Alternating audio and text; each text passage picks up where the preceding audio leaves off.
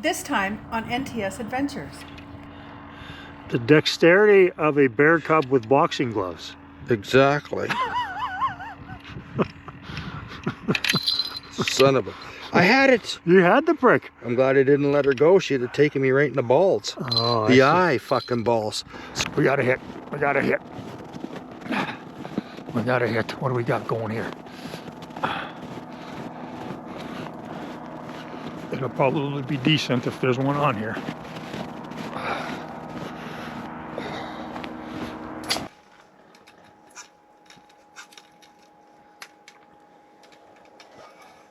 Pike. Yeah. Okay. That's to get him out of the hole without him fucking tearing up the fucking... Here.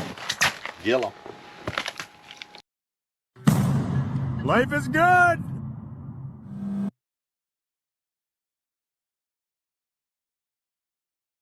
Hit that fucking, that magic depth.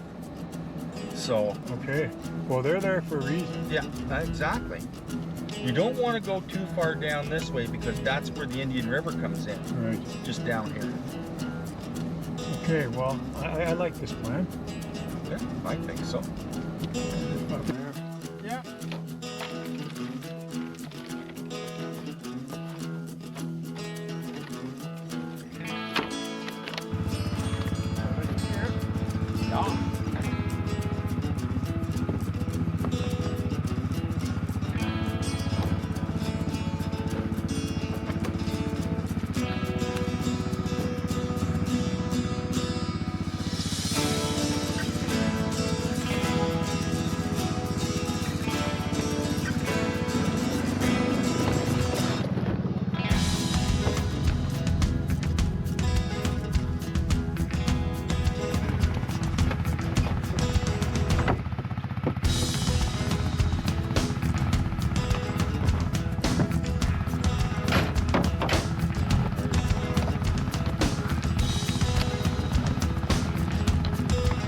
Grab your camera, brother.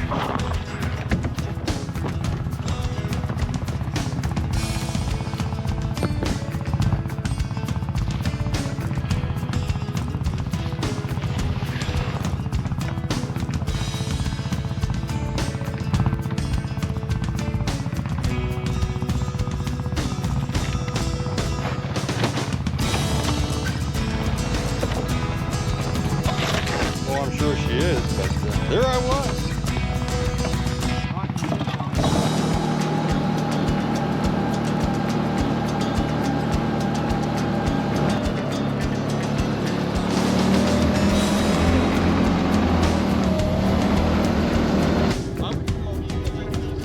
Yeah. Said punch out there somewhere.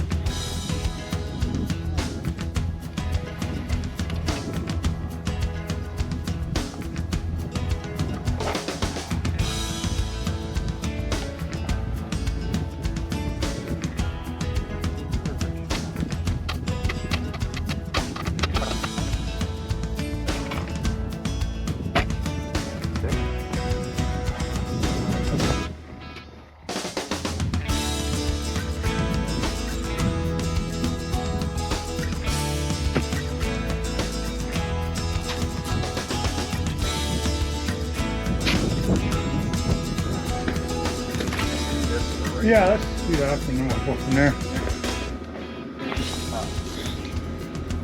Welcome back, everybody. Welcome to another edition of NTS Adventures.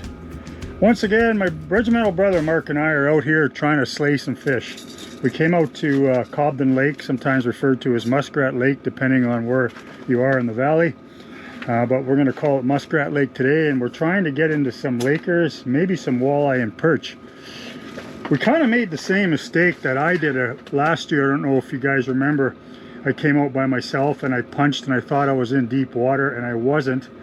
And I ended up catching about 10 perch and a couple pike. It was entertaining, but it wasn't the target species. Unfortunately, we've kind of done the same thing here today. It's not always a case of when in Rome. Mark and I came out to a line of huts and presuming that they were on lake trout, but when we punched our holes pre-setup, or sorry, when we punched our holes post-setup, we went, oh, but you know what?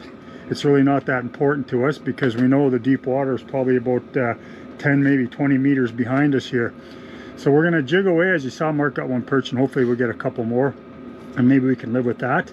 And once we get cabin fever, if you will, we'll head out and see if we can drill a couple holes for some lake trout. Just another hit. Anyway, out with Mark's otter today, and I decided to run the Vivor just out of interest because Mark had purchased one just to kind of see how it's heating this shack up, because Mark plans on using this for his overnighters. So there's where we are. Stay tuned, everybody. I hope you can see us catch a few thousand perch, or at least one walleye and maybe a trout. Well, I should probably get a lighter rod out because that's what we're going to be doing. Well, until something bigger comes swinging through. Yeah. Because I went and bought a big honking when I was at Cabela's there. One of my trips recently, I went and bought this. Is this for the jaw jacker? Yeah. It's the heavy. Yeah. For lake trout, right? Yeah. I've got 10 pound on here, which I'm thinking is adequate for this lake. Maybe I should do a little more, but well, 10 pounds good. 10 pounds you can wrestle them in with 10 pounds. Oh yeah, and I mean, not if I fight got it a good right. drag, yeah. Yeah. Let the drag So work. anyway, I'm pretty stoked about it. They were on sale for $60, regular 100. Cabela's. Yeah, and like I said, that's bona fide jaw jacker. It's the heavy action, right? Yeah. It gets stiff as fuck. There's muscles in here, are there? Oh fuck, this place is crawling with zebra mussels. Really? Crawling with them. You start fishing largemouth bassing around the weeds and shit. The coon tail and the cabbage leaf and stuff like that.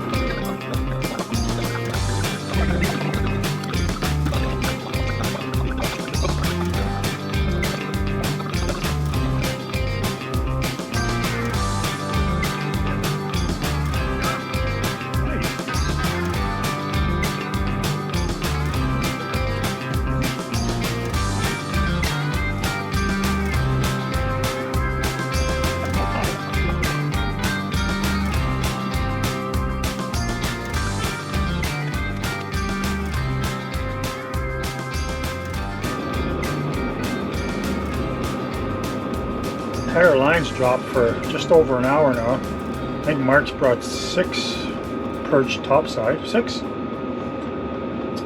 on the ice. 5 on the ice. Yeah. I haven't gotten one yet. I'm thinking I'm going to go set up a dead stick just to get a little deeper. But I want to get at least one perch before I move. We'll see. So we studied the map. We're actually we're a little bit shy of the drop-off. Guessing 50 meters just by looking at it, maybe a little further. Not sure, but Mark's brought his jaw jacker, and I have a jaw jacker rod, a heavy-duty rod, super heavy action. So I'm gonna go drill a hole out there, and we're gonna set up his jaw jacker on it, and we'll see what happens. Quite a few perch so far, but we need to do a little better than that. Hang in there.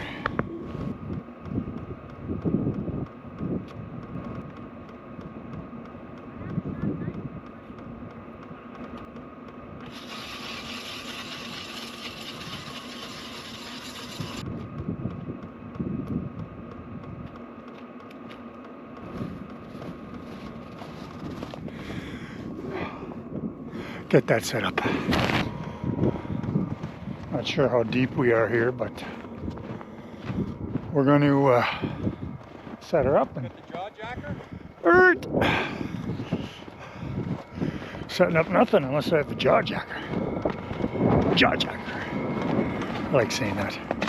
Jaw jacker.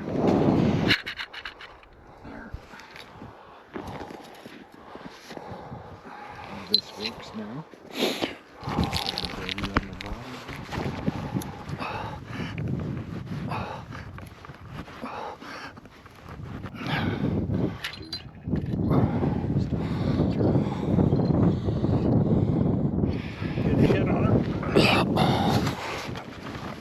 But yeah, All right.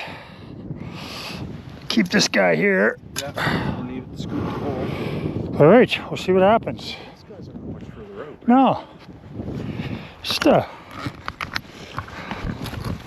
father and his son out came out there. He's just a little guy. It's good.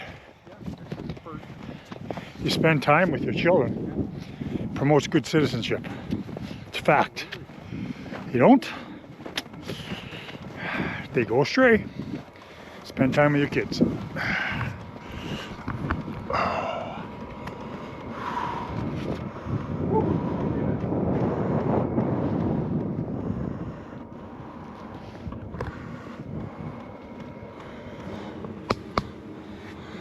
Well, Mark's having a great day. Again. Again. We got 5 there. That's some nice Yeah. perch there too. There's a couple of decent ones there. Yeah. None of them are any wormy either, right? So. Well, they're a little, but they're not bad. Yeah, that's pretty clean looking perch. If you look in their tails there, Yeah. that's where I look. Yeah, but that's nothing to me. I mean, just carve that out. yeah, they're not. Anyway, that's good. I mean, there's some decent 8-inchers there. You know, like Yeah. those kind of the limit of keeping them, sort of thing, right? Yeah, But a lot of this lake. yeah, that's good. So, and I'm what 8 feet away, and I've gotten fucking 0. That's perfect. That's perfect. He'll grab it. He's looking. Doing more with it than fucking your other guy was. Yeah. Beautiful day here today on Muskat Lake. Only about -3 degrees Celsius. Really, really nice. We lucked out. A lot of people out here fishing today, which is good. Nice to see people taking advantage of the environment that we have. That guy's just a giving her there, having a good old time. As I say, it's nice to see people taking advantage of our resources. I find that this sport has gotten more and more popular over the last couple of years, and I do believe COVID had something to do with it. People were getting tired of staying in their house and came out, and I've done some reading on it. Sales in hubs and ice fishing gear went up astronomically during COVID. So yeah, it's good to see, and a lot of people just stuck with it. I mean, look at it. I mean, we're just on one small part of the lake here. There's a whole other couple other huts down there, and once you go past the point there around the corner, Mark and I have fished that before, and there was another time where he completely hammered me, like 13-0, which is kind of where it's going today. Perch and pike back there too, but like I said, we kind of missed our mark for Lakers. I think, well, we know, judging from the map, we looked at the marine map, got to be out here another 50, 100 meters before we start getting into that 50-foot and 60-foot mark. So we're a little bit shallow, but that's okay. It's one of those things you talk about, you know. Would you rather sit in the hut all day long and sit in the hut? I got to be careful with this here. Mark warned me about this jacker here. You don't want to set her up. You don't want to set her off.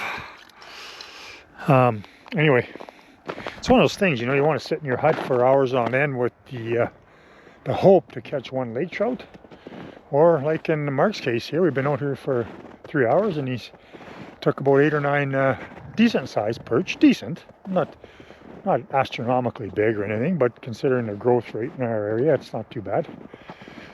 Anyway, it's good to see. Here we are, Cobden Lake, my friends. Muskat Lake, I guess. Got the Vivor going here. Now I know that this is debatable as well, the old Vivor in and Vivor out, and truthfully I've done a lot of reading on it and reading a lot of feeds on YouTube, and I mean, a lot of guys are saying keep the Vivor in and vent the exhaust out because you bring warm air and to recirculate. There's other guys saying do what I do right now. There's other guys saying do what I'm doing, but extend the intake. This is the air intake. Extend that so it runs inside, so you're drawing hot air and it's recirculating. Other guys say no, that's not the case. You need cold air in your combustion chamber. Honestly, who knows? But this is the way I've been doing it for the 2 years I've owned it. And I have been out in super cold night. Those of you who watch the channel, my son and I, when he was still posted in the area, we went out to Black Bay last January, almost a year to the day. Got down to minus 23, minus 25 that night. Kept it outside and it kept our tent comfortable. That's minus 25 degrees Celsius. So I think it's all boils down to preference. My issue with not putting it inside, quite truthfully, and again, a lot of people have had no problems with it, but I don't trust the seal down here where the exhaust goes into the unit. I just don't trust that that's tight enough, because that's pure carbon monoxide coming out there as it burns the diesel. But again, a lot of people do run them inside, and thousands, if not millions of people are running them inside around the world with no problem. I guess it boils down to personal preference. I feel more comfortable keeping it out. I may try to, you know, like I said, run the air intake inside sometime and see if that makes a difference. But you know, a couple of my viewers have Vivors. Again, if you have any thoughts on that, please comment. I always respect other people's opinions, because at the end of the day, it's all about learning from each other. I'm certainly not Mr. Know Everything on the ice, and I don't think anybody who is into this sort of sport knows everything, because if you do, well, what can I say? You are the god. So we will carry on. Watch Mark catch another 8 perch, and we'll go from there. Hang in there.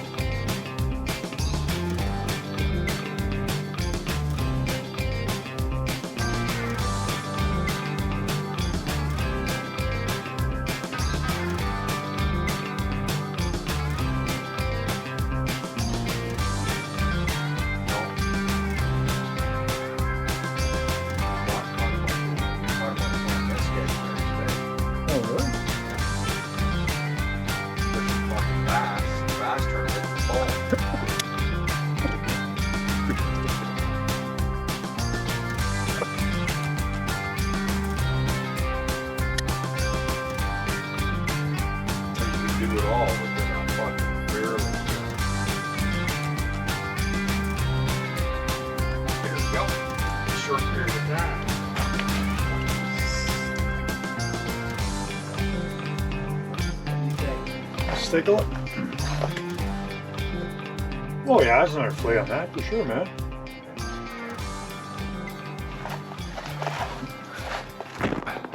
We got a hit.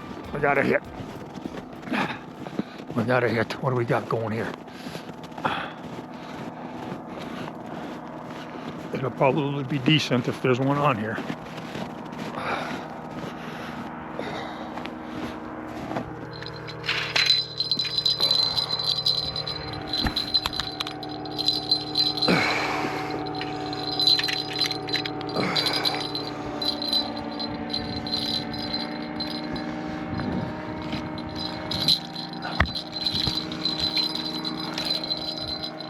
Nope.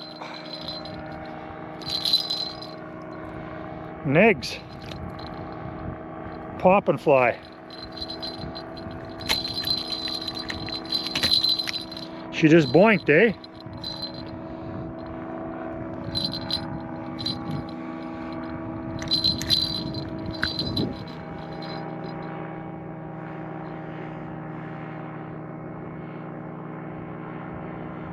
Somebody's up in their ultralight. Pretty cool. We'll get her where she needs to be. Dial her back in, eh? Yeah. Oh. I'm just gonna do this again here. Oh fuck, yeah. Just in case. Yeah, we're going to have to, we're going to have to take up a little bit of the slack anyway. See, this loop, basically, it's kind of like a lever thing, right? Right. Where that goes down, you pull that up. All right, this is where my eyesight kind of is a little funky.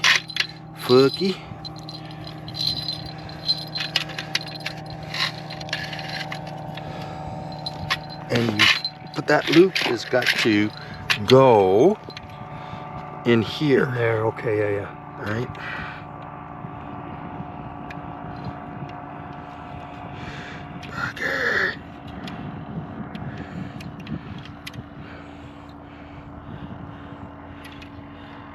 The dexterity of a bear cub with boxing gloves. Exactly. Son of a... I had it. You had the prick. I'm glad I didn't let her go. She'd have taken me right in the balls. Oh, the eye fucking balls. So that now it's locked in. I see. Okay, yeah. Okay, now it's locked in. So now you can take up whatever slack you need to take up. Right? Yeah. So you want it a couple of fucking inches off the bottom. There. Right? And then you take your line and you run it over top. That's the trigger. That's it. And when they pull that down, wango. Don't fucking releases it. Yeah. Don't breathe. Don't look at it hard. No quick looks. Well, Mark saw a bump. He's been keeping his eye on that through his window all day, which you have to by law. Saw a bounce, and I dragged my broken 57-year-old body out here as quick as I could, which was not quick at all. And there was no fucking fish there. So we reset the jaw jacker. So hopefully the work will get done for us.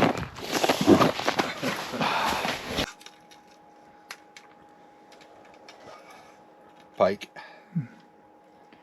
Yeah. Okay. That's to get him out of the hole without him fucking tearing up the fucking... Here. Gill him. There we go. You knew that was going to happen. He's almost the right size. Huh? What do you think? I won't keep him, but I mean, if you want him. Nope. Back down the hole. There you go. Oh, that was fun. Yeah. You're 11. You're having a good day, man. Mooha. I mean, honestly, think about it. 8 feet of water. I mean, if we went deeper, we might have got a lake trout, but that might have been one or only 2 fish we got, but who knows, right? True enough. This is true. That's cool.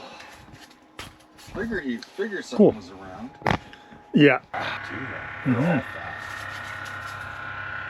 See, this guy just came in right up against my lure, sniffed around, and he just swam away.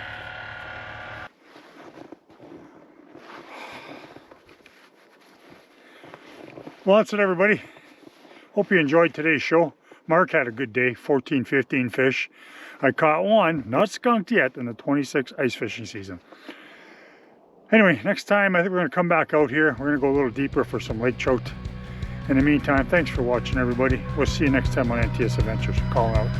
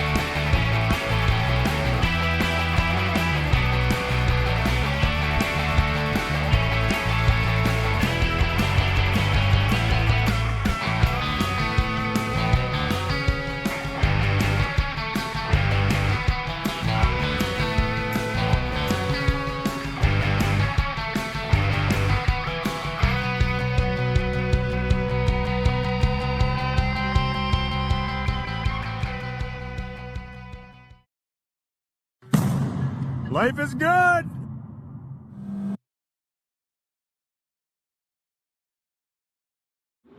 can't keep my eyes off the fucking jaw jacker. Yeah, I know, It's right? kind of like fucking watching topwater in the summertime. Even though you're not the one fishing the topwater, but you can't stop looking at it. Fully expecting it to go disappear into a fucking hail of fucking fins, scales, and teeth.